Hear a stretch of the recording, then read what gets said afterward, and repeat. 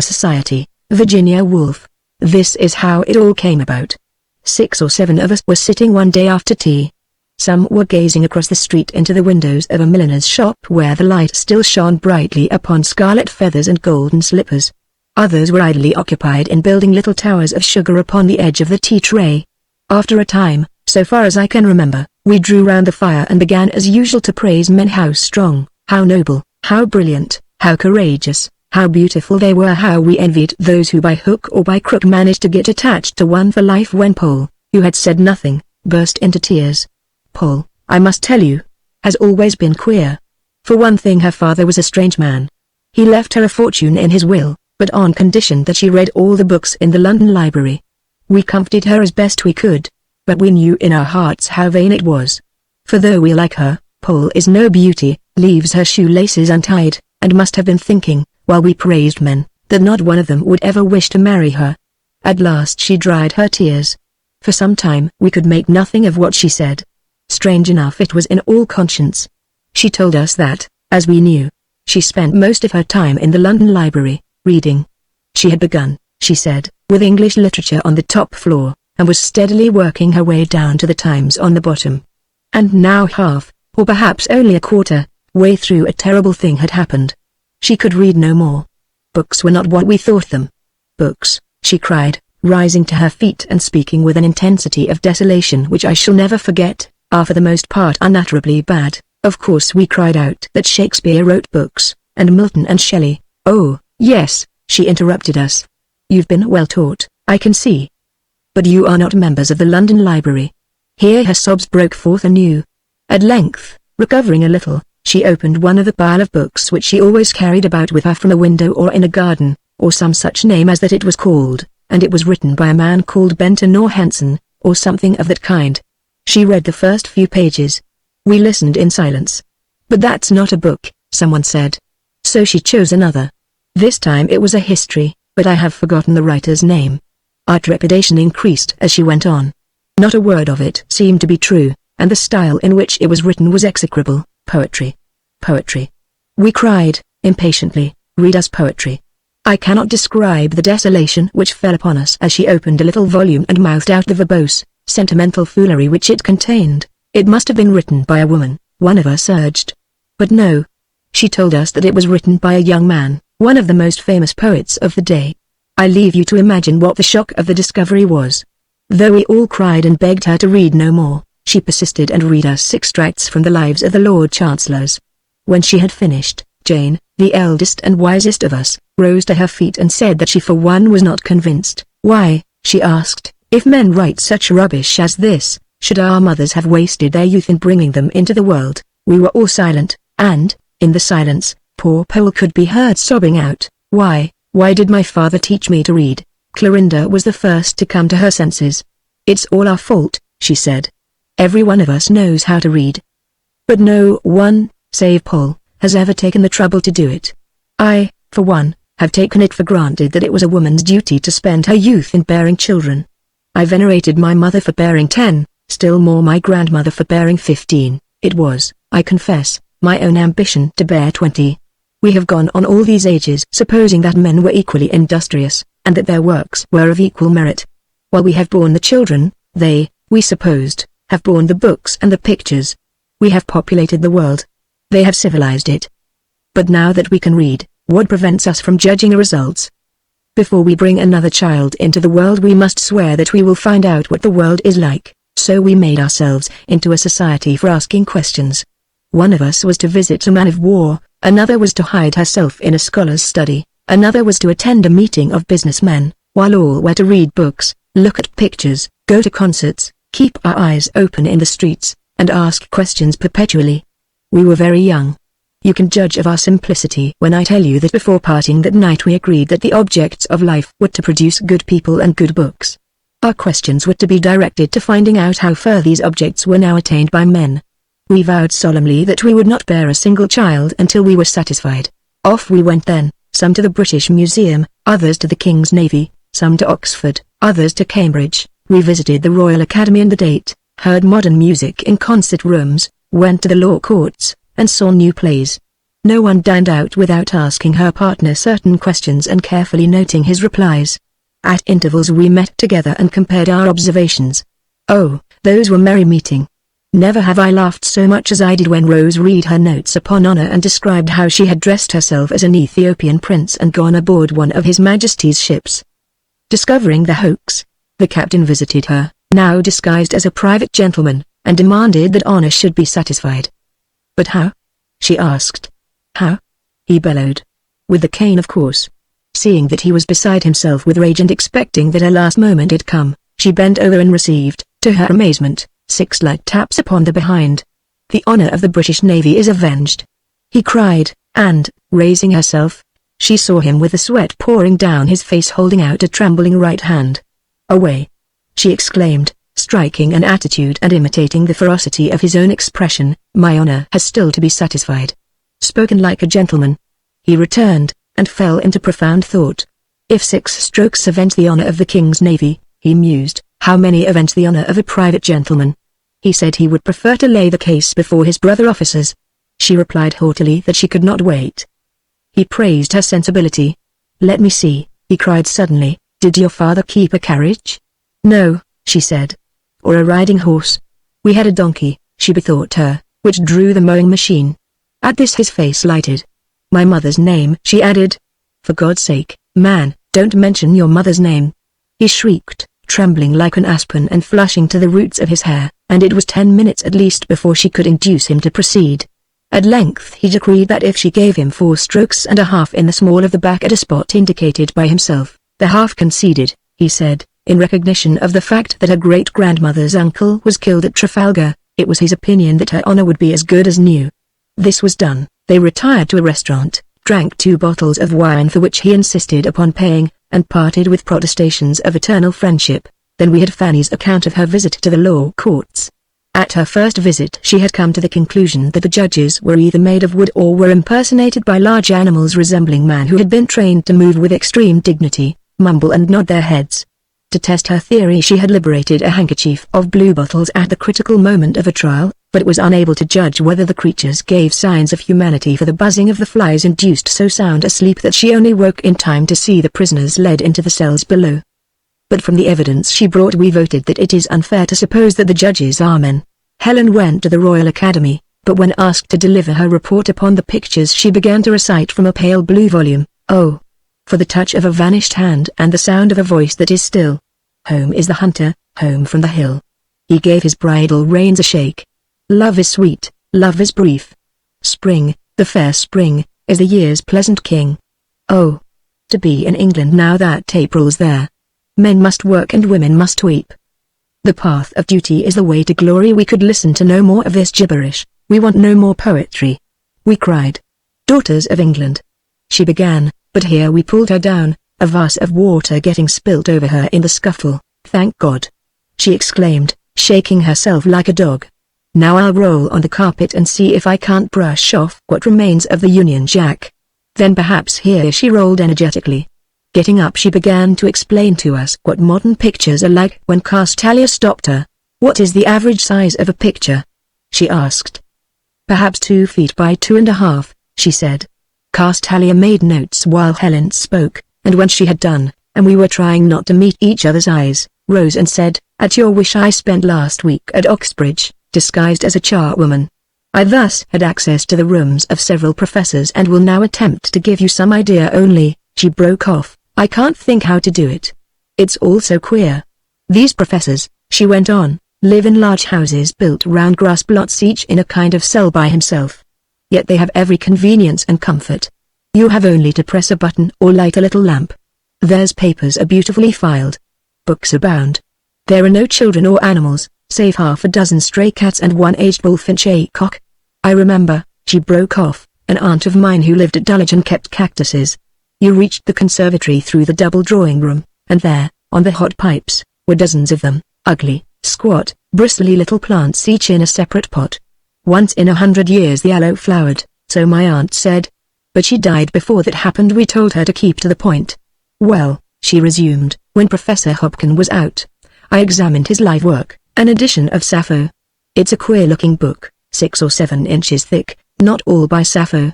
Oh, no. Most of it is a defense of Sappho's chastity, which some German had denied, and I can assure you the passion with which these two gentlemen argued, the learning they displayed, the prodigious ingenuity with which they disputed the use of some implement which looked to me for all the world like a hairpin astounded me, especially when the door opened and Professor Hopkins himself appeared. A very nice, mild, old gentleman, but what could he know about chastity? We misunderstood her. No, no, she protested, he's the soul of honor. I'm sure not that he resembled Rose's sea captain in the least. I was thinking rather of my aunt's cactuses. What could they know about chastity? Again we told her not to wander from the point. Did the Oxbridge professors help to produce good people and good books? The objects of life, there. She exclaimed. It never struck me to ask. It never occurred to me that they could possibly produce anything. I believe, said Sue, that you made some mistake. Probably Professor Hopkins was a gynecologist. A scholar is a very different sort of man. A scholar is overflowing with humor and invention, perhaps addicted to wine, but what of that? A delightful companion, generous, subtle, imaginative as stands to reason. For he spends his life in company with the finest human beings that have ever existed. Said Castalia.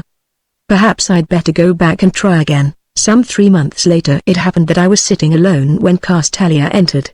I don't know what it was in the look of her that so moved me, but I could not restrain myself, and, dashing across the room, I clasped her in my arms. Not only was she very beautiful, she seemed also in the highest spirits. How happy you look! I exclaimed, as she sat down. I've been at Oxbridge, she said, asking questions, answering them, she replied. You have not broken our vows, I said anxiously, noticing something about her figure. Oh, the vow, she said casually. I'm going to have a baby, if that's what you mean. You can't imagine, she burst out, how exciting, how beautiful, how satisfying. What is? I asked. To answer questions, she replied in some confusion. Whereupon she told me the whole of her story.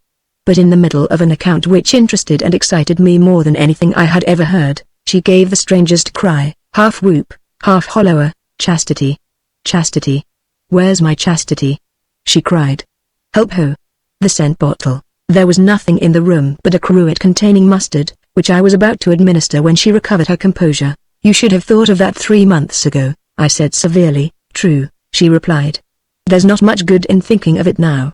It was unfortunate, by the way, that my mother had me called Castalia. Oh, Castalia, your mother. I was beginning when she reached for the mustard pot. No, no, no, she said, shaking her head. If you'd been a chaste woman yourself you would have screamed at the sight of me, instead of which you rushed across the room and took me in your arms. No, Cassandra. We are neither of us chaste. So we went on talking. Meanwhile the room was filling up, for it was the day appointed to discuss the results of our observations. Everyone, I thought, felt as I did about Castalia. They kissed her and said how glad they were to see her again. At length, when we were all assembled, Jane rose and said that it was time to begin. She began by saying that we had now asked questions for over 5 years, and that though the results were bound to be inconclusive. Here Castalia nudged me and whispered that she was not so sure about that. Then she got up, and, interrupting Jane in the middle of a sentence, said, Before you say any more, I want to know, am I to stay in the room? Because, she added, I have to confess that I am an impure woman. Everyone looked at her in astonishment. You are going to have a baby? Asked Jane. She nodded her head. It was extraordinary to see the different expressions on their faces. A sort of hum went through the room, in which I could catch the words impure, baby, Castalia, and so on. Jane, who was herself considerably moved, put it to us. Shall she go? Is she impure? Such a roar filled the room as might have been heard in the street outside. No. No. No. Let her stay. Impure. Fiddlesticks. Yet I fancied that some of the youngest, girls of 19 or 20, held back as if overcome with shyness. Then we all came about her and began asking questions, and at last I saw one of the youngest, who had kept in the background, approach shyly and say to her, What is chastity then? I mean, is it good, or is it bad, or is it nothing at all? She replied so low that I could not catch what she said. You know, I was shocked, said another, for at least 10 minutes. In my opinion, said Paul, who was growing crusty from always reading in the London Library, chastity is nothing but ignorance, a most discreditable state of mind. We should admit only the unchaste to our society. I vote that Castalia shall be our president. This was violently disputed, It is as unfair to brand women with chastity as with unchastity, said Paul. Some of us haven't the opportunity either. Moreover, I don't believe Cassie herself maintains that she acted as she did from a pure love of knowledge. He is only 21 and divinely beautiful, said Cassie, with a ravishing gesture. I move, said Helen, that no one be allowed to talk of chastity or unchastity save those who are in love. Oh, bother, said Judith, who had been inquiring into scientific matters. I'm not in love and I'm longing to explain my measures for dispensing with prostitutes and fertilizing virgins by Act of Parliament. She went on to tell us of an invention of hers to be erected at tube stations and other public resorts, which, upon payment of a small fee, would safeguard the nation's health, accommodate its sons, and relieve its daughters. Then she had contrived a method of preserving in sealed tubes the germs of future Lord Chancellors or poets or painters or musicians. She went on, supposing, that is to say, that these breeds are not extinct, and that women still wish to bear children. Of course we wish to bear children, cried Castalia, impatiently. Jane rapped the table. That is the very point we are met to consider, she said. For 5 years we have been trying to find out whether we are justified in continuing the human race. Castalia has anticipated our decision. But it remains for the rest of us to make up our minds. Here one after another of our messengers rose and delivered their reports. The marvels of civilization far exceeded our expectations, and, as we learnt for the first time how man flies in the air, talks across space, penetrates to the heart of an atom, and embraces the universe in his speculations, a murmur of admiration burst from our lips. We are proud, we cried, that our mothers sacrificed their youth in such a cause as this. Castalia, who had been listening intently, looked prouder than all the rest. Then Jane reminded us that we had still much to learn, and Castalia begged us to make haste. On we went through a vast tangle of statistics. We learned that England has a population of so many millions, and that such and such a proportion of them is constantly hungry and in prison, that the average size of a working man's family is such, and that so great a percentage of women die from maladies incident to childbirth. Reports were read of visits to factories, shops, slums, and dockyards. Descriptions were given of the stock exchange, of a gigantic house of business in the city, and of a government office. The British colonies were now discussed, and some account was given of our rule in India, Africa and Ireland. I was sitting by Castalia and I noticed her uneasiness. We shall never come to any conclusion at all at this rate, she said. As it appears that civilization is so much more complex than we had any notion, would it not be better to confine ourselves to our original inquiry? We agreed that it was the object of life to produce good people and good books. All this time we have been talking of aeroplanes, factories, and money. Let us talk about men themselves and their arts, for that is the heart of the matter. So the diners out stepped forward with long slips of paper containing answers to their questions. These had been framed after much consideration. A good man, we had agreed, must at any rate be honest, passionate, and unworldly. But whether or not a particular man possessed those qualities could only be discovered by asking questions, often beginning at a remote distance from the center. Is Kensington a nice place to live in? Where is your son being educated and your daughter? Now please tell me, what do you pay for your cigars? By the way, is Sir Joseph a baronet or only a knight? Often it seemed that we learned more from trivial questions of this kind than from more direct ones. I accepted my peerage, said Lord Buncombe, because my wife wished it. I forget how many titles were accepted for the same reason. Working 15 hours out of the 24, as I do 10,000 professional men began. No, of course you can neither read nor write.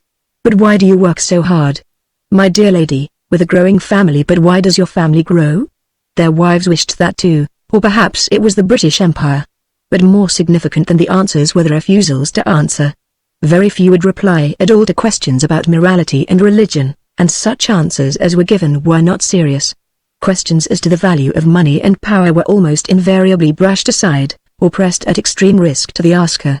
I'm sure, said Jill, that if Sir Harley Tightboots hadn't been carving the mutton when I asked him about the capitalist system he would have cut my throat. The only reason why we escaped with our lives over and over again is that men are at once so hungry and so chivalrous. They despise us too much to mind what we say. Of course they despise us, said Eleanor. At the same time, how do you account for this? I made inquiries among the artists. Now, no woman has ever been an artist, has she, Pearls? Jane Austen, Charlotte Bronte, George Eliot, cried Paul, like a man crying muffins in a back street. Damn the woman! Someone exclaimed. What a bore she is! Since Sappho there has been no female of first rate. Eleanor began, quoting from a weekly newspaper. It's now well known that Sappho was the somewhat lewd invention of Professor Hopkin, Ruth interrupted. Anyhow, there is no reason to suppose that any woman ever has been able to write or ever will be able to write, Eleanor continued. And yet, whenever I go among authors they never cease to talk to me about their books. Masterly. I say, or Shakespeare himself. For one must say something, and I assure you, they believe me. That proves nothing, said Jane. They all do it. Only, she sighed, it doesn't seem to help us much. Perhaps we had better examine modern literature next. Liz, it's your turn. Elizabeth rose and said that in order to prosecute her inquiry she had dressed as a man and been taken for a reviewer. I have read new books pretty steadily for the past 5 years, said she. Mr. Wells is the most popular living writer, then comes Mr. Arnold Bennett, then Mr. Compton Mackenzie, Mr. McKenna and Mr. Walpole may be bracketed together. She sat down. But you've told us nothing. We expostulated. Or do you mean that these gentlemen have greatly surpassed Jane Elliott and that English fiction is where's that review of yours?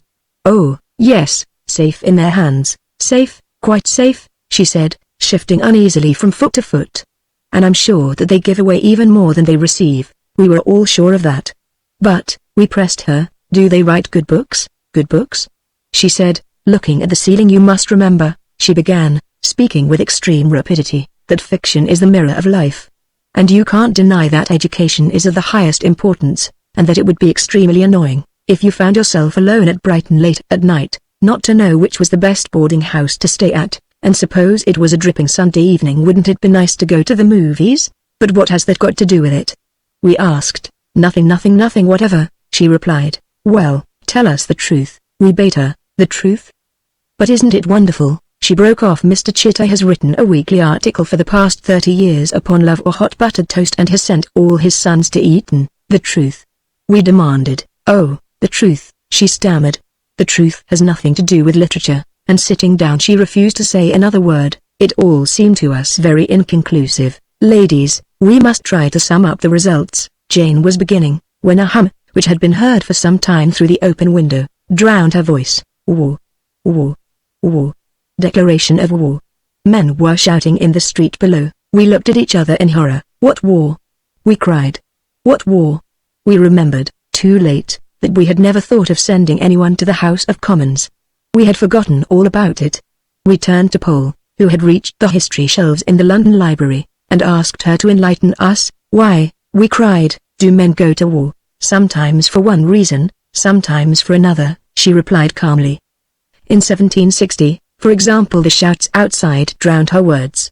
Again in 1797 and 1804 it was the Austrians. In 1866-1870 was the Franco-Prussian. In 1900 on the other hand, but it's now 1914. We cut her short. I don't know what they're going to war for now, she admitted. The war was over and peace was in process of being signed, when I once more found myself with Castalia in the room where our meetings used to be held. We began idly turning over the pages of our old minute books.